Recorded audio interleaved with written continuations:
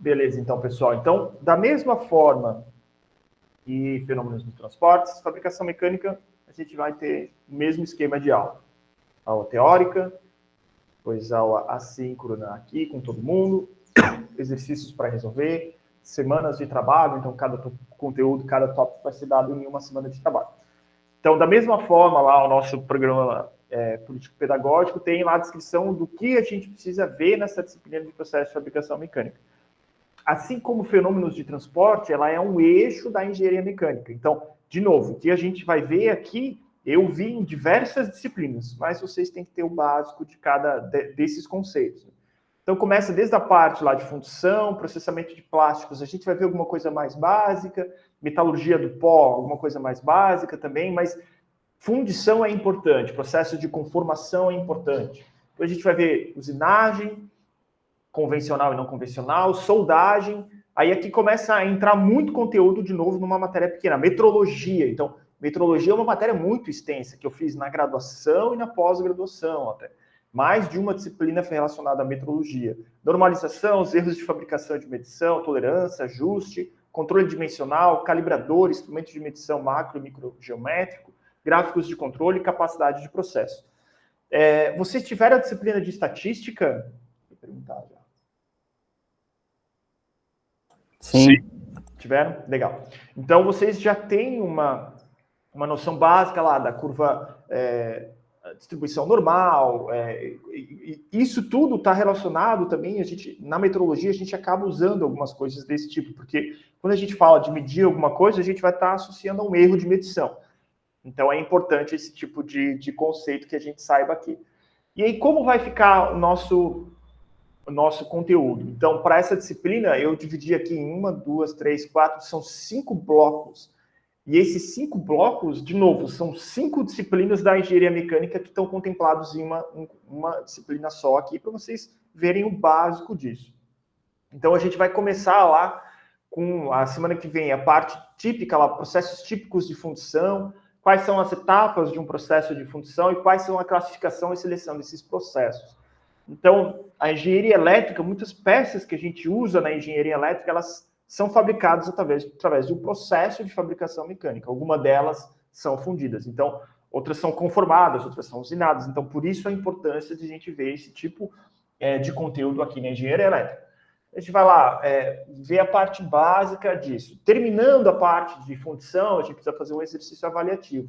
Aí a gente finaliza isso e entra na parte de conformação mecânica. A gente vai ver lá alguns conceitos gerais do que é a conformação mecânica e alguns processos mais específicos, como laminação, trefilação, forjamento.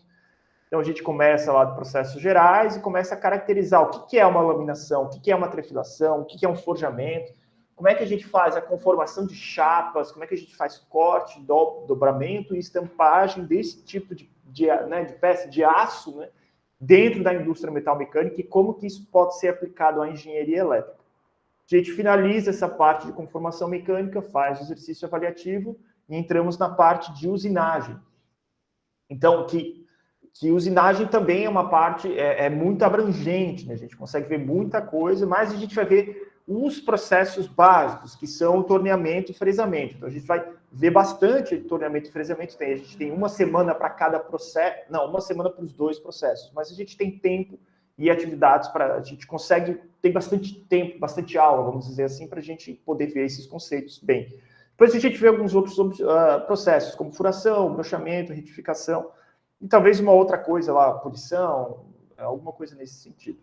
De novo, finalizou, fez processo avaliativo, a gente parte para a parte de soldagem. Então, aqui seria interessante, na soldagem, se a gente pudesse ter alguma coisa de aula prática, né? Eu acredito que o Instituto, com certeza, tem aparelhos de solda e tal, então é legal lá pegar, soldar com o eletrodo revestido, ver como é que funciona na solda, na prática, mas se a gente não conseguir ir, tá tudo certo também, a gente vê de forma teórica.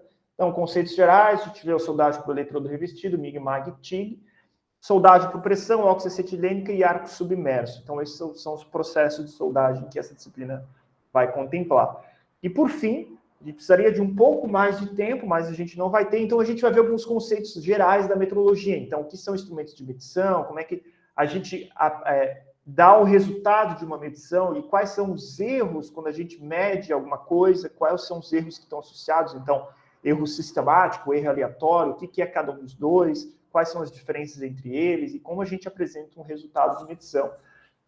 E a gente vai ver, se der tempo, calibração de instrumentos de medição, mas de uma forma bastante sucinta também. Então, eu gostaria de ter, entre todas essas disciplinas, se eu pudesse escolher ter um pouco mais de tempo, seria na metrologia, porque eu acho que metrologia, para todas as engenharias, é importante, principalmente quando a gente pensa em um resultado de medição, como a gente pensa em um paquímetro, né, utilizar um paquímetro, utilizar um micrômetro, mas é importante a gente saber medir o que a gente precisa e a gente apresentar o resultado de medição na forma correta. Da mesma forma, né, cada bloco vai ter exercícios avaliativos, então vão ter provas para estar resolvendo, trabalhos, talvez, para apresentar, se a gente tiver tempo. Toda semana vai ter lá um exercíciozinho de aula assíncrona para estar entregar no Moodle, né? E vai funcionar bem similar à parte de fenômenos de transportes, a disciplina como um todo, mas o que muda é o conteúdo que está dentro da disciplina, né? Mas a forma de apresentação eu costumo trabalhar desse jeito. Pessoal, mais dúvidas em relação a essa disciplina especificamente?